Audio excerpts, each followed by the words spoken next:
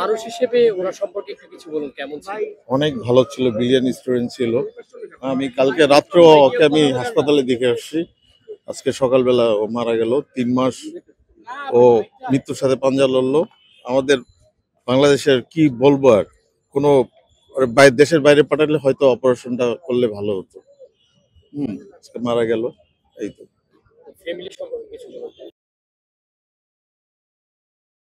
তারপর ভাই, সবার অবস্থা খারাপ। 3 মাস একদম পুরা শেষ হয়ে গেছে। এরপরে কি আসলে লাশ বাড়িতে নিয়ে যাওয়া হবে? হ্যাঁ, আজকে লাশ এখান থেকে জানাজা দিয়ে বেনাপোল নিয়ে যাবে। বেনাপোল নিয়ে যাবে এবং সেখানেই দাফন করা হ্যাঁ, হবে। সেখানে দাফন করবে। এর মধ্যে আসলে সরকারের পক্ষ থেকে আপনাদের সাথে কারো কথা হয়েছে কিনা? না, আর্মি পার্সনের সাথে কথা হয়েছে। আর্মির সবাই আপনার নৌবাহিনীর চিফ আসছিল আজকে ওখানে। লাশ উনি দেখতে আসছে। তারপর সিএমএসএ, তারপর যেখানে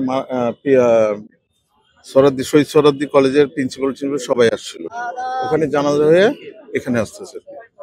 অনেকদিন তো 3 মাস। হ্যাঁ হ্যাঁ তার মধ্যে কি কখনো আপনারা অন্য চিকিৎসক বিদেশে যাওয়ার জন্য বলেছিলেন? হ্যাঁ, বলেছিলাম। ওনারা করছে তো মারাই গেল। মানে আপনারা চেয়েছিলেন যেন বিদেশে উন্নত চিকিৎসা ব্যবস্থা হ্যাঁ, ওনার চেষ্টা করছিল, ওনারা তো আর হলো না তো। মানে শেষ চেষ্টা। কোথায় আহত হয়েছে? আচ্ছা, ওর আর্থিক অবস্থা যদি একটু জানতে চাই। আর্থিক অবস্থা তেমন ভালো না। বাবা কি করে? বাবা অবসর আর কি, চাকরি করতে অবসর। এখন একজন শহীদের পরিবারের পক্ষ থেকে আপনাদের চাওয়া কি? আমাদের চাওয়া তার সুষ্ঠু বিচার যেন হয়। হ্যাঁ, আর তাদের ফ্যামিলির যারা আছে তাদের যেন সরকার দেখে আর কি, দেখভাল করে। পরিবারে কে কে আছে? আর 3 ভাই, বাবা মা আর এক বোন। সে কি ছোট নাকি বড়? ওই সবাই ছোট। ওর ভাইগুলো কি করে? বিজনেস করে হালকা পাতলা, বেশি নেই। সে কোন ক্লাসে পড়তো বা কি করতো? ও অনার্স 3য় বর্ষ, সোহরাওয়ার্দী কলেজ। কি হন? ওনার কি হন? চাচা। আপনার নামটা? আমার নাম ইমন, মিজানুর রহমান ইমন। সোহরাওয়ার্দীতে পড়ার আগে কোথায় পড়াশোনা করতেন? গ্রামে নাকি? গ্রামে।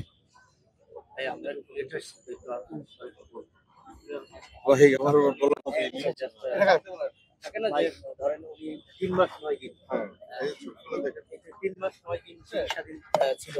অনেকে আসলে বলতেছে হয়তো উন্নত চিকিৎসা বা দেশের বাইরে চিকিৎসা হলে হয়তো উনি সুস্থ হতে পারবেন। এই দায়টা আসলে কারো দিবে, এই দায়টা কারো আছে? অবশ্যই আমি দায়টা দিব বাংলাদেশ গভর্নমেন্টের।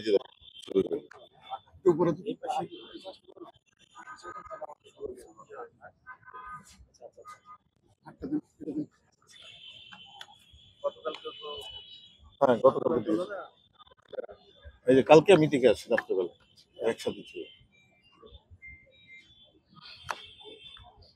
এখানে জানাজার পর আসলে কোথায় দাফন হবে? বেনাপোল, যশোর বেনাপোল।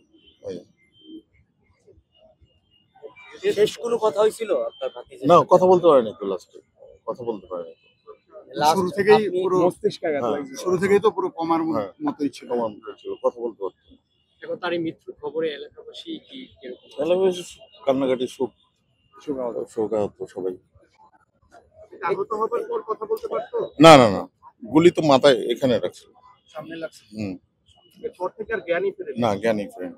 আপনি ওনার নাম ঢাকা মেডিকেলে? ওর নাম আব্দুল্লাহ। হ্যাঁ, পিতার নাম আব্দুল জব্বার। এই যে আমি যে প্রশ্নটা করেছিলাম, অনেকে প্রশাসনিক উন্নত চিকিৎসা হয়তো সুস্থ হতে পারতো। হ্যাঁ, প্রথমত বাইরের দেশের বাইরে নিলে সুস্থ হতো।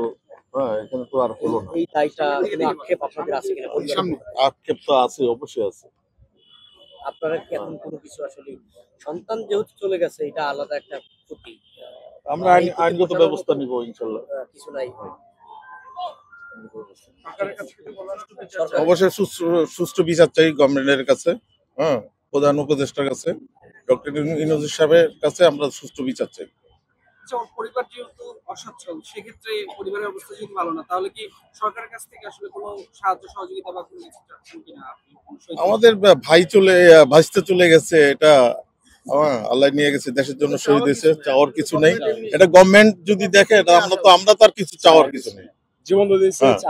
জীবনটা দিছে, 3 মাস মৃত্যুর সাথে পাঞ্জা লড়ছে, এমন কষ্ট পাইছে ছেলেটা, চিন্তাই করা যায়।